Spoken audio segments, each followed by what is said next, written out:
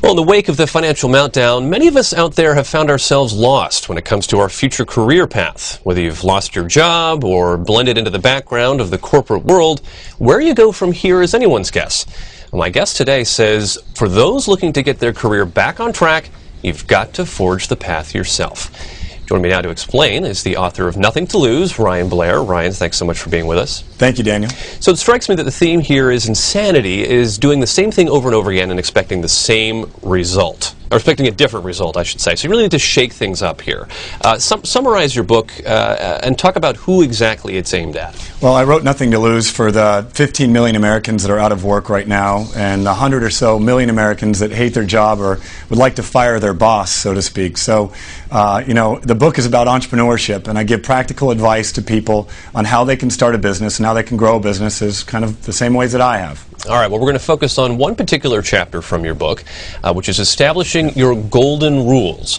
Now, the first rule here is we are a model-driven company. Can you help us explain this one? Yeah, this was a piece of wisdom that I received from one of my many venture capitalists that I've been able to work with and raise money from. And you really have to look at your model, your business model. In this day and age, a lot of the books and content out there are written into the kind of the third grade education. So I wanted to write a book that taught people how to build a business model and how to really work on their business models. So keep going, sort of get under the hood and keep checking and seeing if it's working, right? Yes. And the second rule here is create a retention-based sales model. Help me with this one. Well, a retention-based sales model, in this day and age, it is more expensive to acquire a customer than ever. There's more competition and customers have choices. So you have to build retention into the model and you have to build a long-term customer engagement plan to keep your customers on board.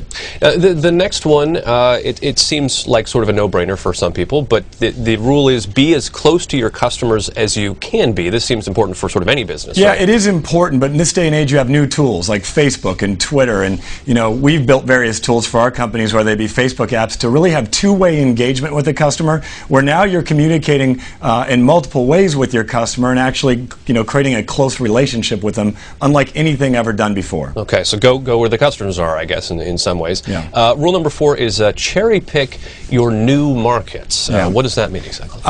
We do extensive market research. You look at the marketplace, you look at your consumer or your businesses, and you pick those that don't have competition. In this day and age, you can find out so much information online about where you're going. There's no point in expanding where all of your competitors already are. All right, well, the fifth golden rule sounds a bit like the third, which is know your customer. How is this different than number 3? Yeah, I talk about that in the book because I want people to actually go into their customer's experience, become their customer, live like their customer, experience their product or service just as their customer would. And in fact, I always recommend to any of the businesses I'm involved with that they actually do exactly what their customers are going to do with their product or service.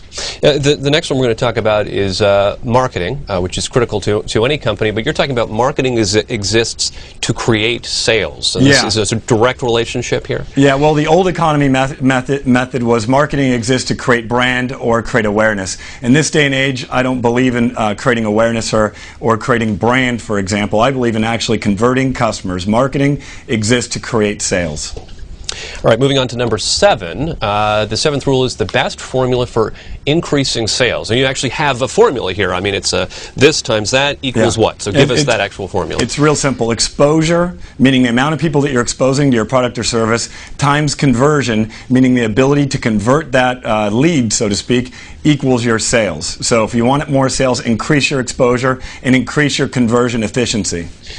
All right, that's good to know. Even if you can't do math, that's pretty straightforward. Rule number 8 is adaptation is key to survival. I think Darwin would agree. What are we adapting to these days? Well, a new consumer. Consumers are doing things differently than they ever have. I mean, they're using text messages, smartphones, iPhones. You have to adapt to where the consumer is. They have more choices and they have more information about your company than they ever have. So the whole world's changing and the playing field is leveled out for any entrepreneur. Don't get stuck behind. And your final rule is compensation drives behavior. Now, is this rewarding employees or people working around you? What's the key to this? It's everyone. When I look at a strong business, I look at their compensation plan, whether it be top-down, their executive management, or bottom-up. How is the call center service representative compensated? So really, you look at the compensation, and compensation happens in multiple forms. Not only is it pay and incentive pay, stock options. I mean, there's a variety of ways to compensate employees and create a culture where employees are actually doing good for the customer. All right, well, there's lots more to the rest of the book, which I'm sure people will check out. But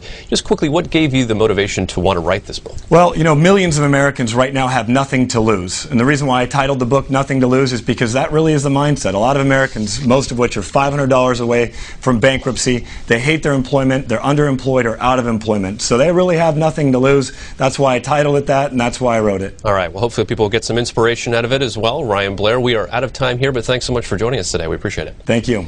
And you can get Ryan's book, Nothing to Lose, on bookshelves now. You can also check out his website, nothingtolose.com.